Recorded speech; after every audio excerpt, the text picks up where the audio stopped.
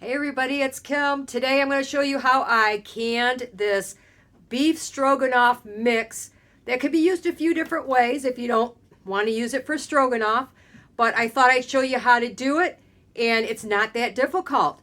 So before I get started, because I'm going to do that in 1 second, if you would like a video on how to use it, let me know down in the comments below. Otherwise, welcome to Life Prepared, and let's get started. Get started filling my jars. I have all of my supplies ready to go. In my pressure canner, there's the water. You can see it's starting to get hot. I have my broth on, and then I have a pot with some extra hot water. Now, I had issues with my previous video, and I think part of it was due to the seal. So I purchased a brand new seal for my pot, and I don't think I'm going to have issues with the extended vent time this time. And of course I have my jar lifter ready to go. Here I have my lids and my bands washed and dried and ready to go. My jars have been washed, dried, and are ready to go, of course. I took my meat and I went through it. As in my previous video, I had my butcher cut it up for me very nicely. I just picked through to get any extra little bits of fat out of it, and I'm going to use that to make some broth. I have mushrooms, my measuring devices, some thyme, parsley, pepper, garlic, onions, some Worcestershire sauce, and I did not have any tomato paste, but this is my home canned tomato sauce that I thickened, boiling it down and adding some of my dehydrated tomato flakes to it. So instead of 1 tablespoon of tomato paste, I'm going to use 3 tablespoons of my thickened sauce. So let me get set up and we will get ready to start packing the jars. Nice thing is, each time I do something that's a little bit different is I take notes. I have a little notebook about all of my canning stuff. And I realized I did not like the spices on the top. I've decided to put them at the bottom of the jars before I pack the other ingredients. So I'm going to start out with a 1/2 teaspoon of thyme per jar. Then I am going to put a teaspoon of parsley. This is my homegrown and dried parsley. Then I'm going to put a really good bit of fresh pepper in each jar. Remember, you can always adjust this afterward.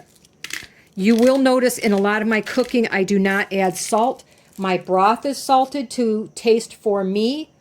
If it gets a little light for other people who like salt, they can add it after I, cook it and get ready to serve.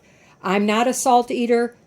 People in my house are, so that's a compromise that we made. If you want to add salt, you can add up to a teaspoon per quart, but that's something I'm leaving out. And sorry about the cat noises in the background.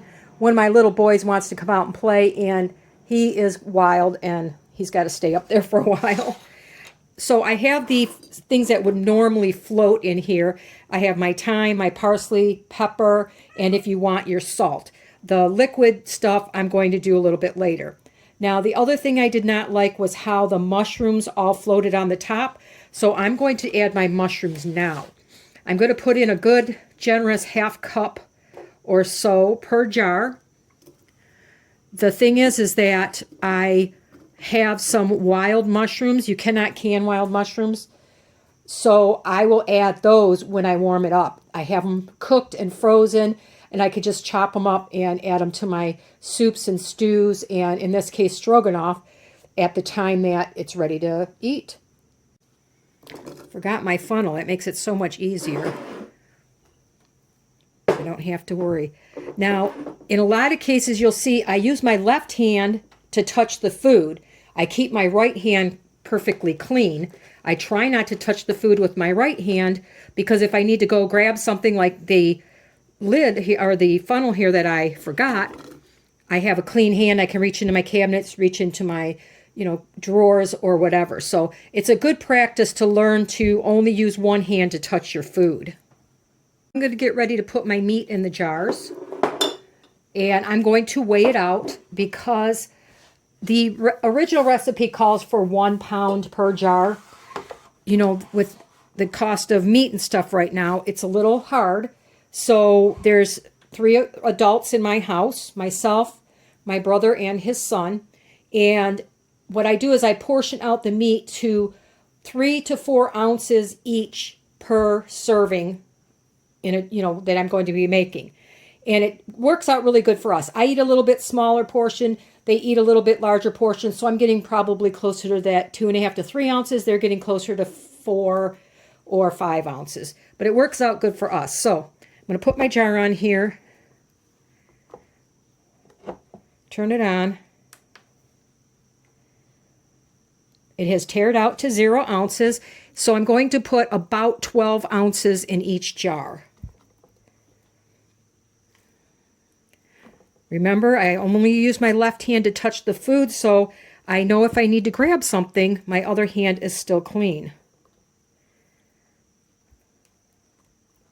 If I have extra meat, I will process that separately in a different meal or use it for dinner tonight.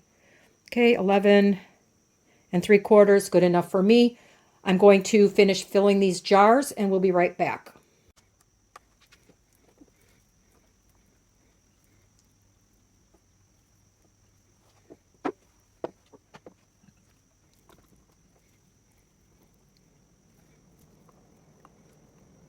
Next thing to go in my jars is going to be about a teaspoon of minced garlic.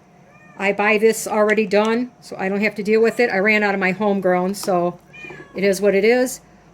If you don't want to use, if you don't have any, go ahead and use dried garlic. Works just fine. You can change the flavors of your food by the spices you put them in. But you want those to be dried if you're going to deviate from the recipe as far as spices go. Because the fresh herbs could have botulism or bacteria on them, and it might not quite process out of your food. You know, even though you're doing everything safe, they also can discolor quite a bit in the jars. So it has not been shown to be safe to use fresh herbs in your canning, in pressure canning, I should say. I do use them if the recipe allows in my other canning, but what I'll do is if I make a sauce or something, I'll put my fresh herbs in there, cook it out really well, like a stock, and then I will strain those out. And if I want more flavor or a few spices, then I will add them to my jars. But otherwise, they go into my broth. So, okay, that's done. The next step is going to be a 1/2 cup of onions per jar. I'm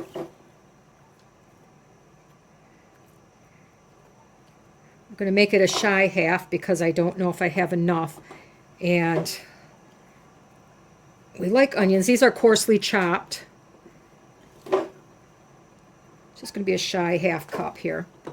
They're coarsely chopped and they are good to go. If I have any left over, I can distribute them, which I don't think I will. I may have to go chop another one, but you could also add dried onions. It's just going to make your jars a little less full, right? So that's okay too. I have lots of those because I dehydrated a whole ton of mine. So I'm going to get a little bit of onion. Show you the difference. This last jar I'm going to put some of the dehydrated onions in. I saved my spice jars from, I bought this one when I ran out of onions, and I save them because they're already labeled and everything, so why not? All right, so the onions in the last one, and this is going to have a lot of extra space in it because you're going to be making a beautiful gravy. I'm going to be adding my extra mushrooms to it. We put it over either mashed potatoes, noodles, rice, or biscuits, whichever you like, and they just come out so, so good. My next step is going to be to add, I'm going to add 3 teaspoons of my home canned, a little bit thickened sauce to each jar here.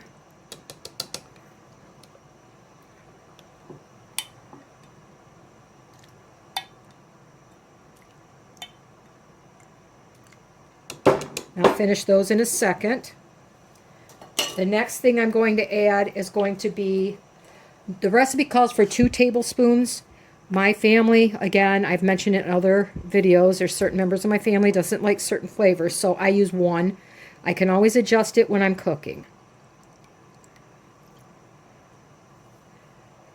I brought over my very hot broth, and if you've watched any of my other videos, you know that I prefer to make sure that the jars are warmed up a little bit before I put them in the pressure canner, because of course there's boiling water in there.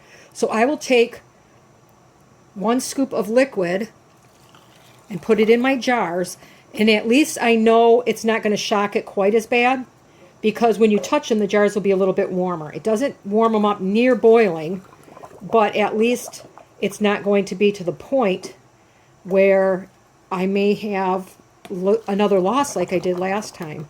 And at the price of food right now, I do not want that to happen. Now this is actually it was chicken stock I was making yesterday, because I did not have any beef broth. That is chicken and onion, I should say, because I used a lot of onion skins in it.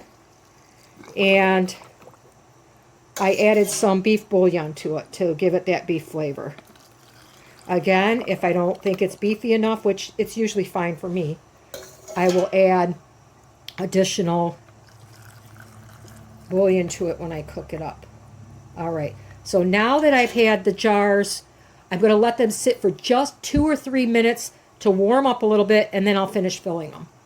While the jars are warming up, I took my old Dairy Queen spoon I've had for years, I keep with my canning supplies, and I started the debubbling process in my jars. Okay, the next step is going to be to, let's get you the best view here, fill my jars to the proper headspace with my broth.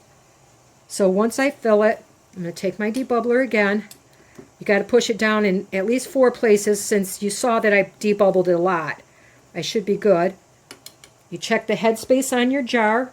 Let me put that there, which should be right up to, I don't want to tip it, but it's right up to the bottom, right where this neck and this band come together here, just a tad below that. So I'm going to go ahead and fill these, and I'll show you the next step. My last jar here, I ran out of broth, so it's okay to add boiling water to adjust your headspace. And it only takes a little bit. So I'm going to make sure I have thoroughly debubbled. All of these need just a little bit to the headspace. So I'm going to do that with boiling water. If you do not have your own stock, you know what? It's okay to use the store-bought stuff. Or you could instead add some bouillon to your jars to taste. You know, if this is 4 cups, you could add the equivalent of 4 bouillon cubes in here by the little powdered stuff. And then you could just fill it with boiling water. Either way, you're going to get the good flavor. And because, like I said, in my case, the bouillon has salt in it, I'm not going to add salt to this. I will salt it after. The next step is going to be, you have to use a paper towel or a rag with vinegar on it to carefully wipe off, and then, remember these are hot now, carefully wipe off your rims on your jars. After you do all of them, I do all of them at once usually, you put on your lids. I like to try to set them on as I go. And then you put your rings on. And the rings, you need to be what is called finger tight. You do not want to grab them with your full wrist like this and crank them as hard as you can. If you can, it's not too hot. Hold your jar, take your fingers, and tighten. And that's all you need. You need that extra air to come out of this jar so that you can form the vacuum. One important thing I want to tell you is, do what your manufacturer, these are Ball lids. Ball says not to boil them anymore.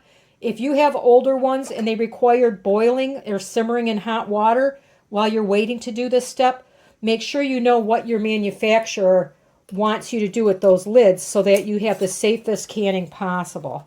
So I have my last jar ready to go. Now they go into the canner. I have a 16-quart canner which will hold 7-quart jars.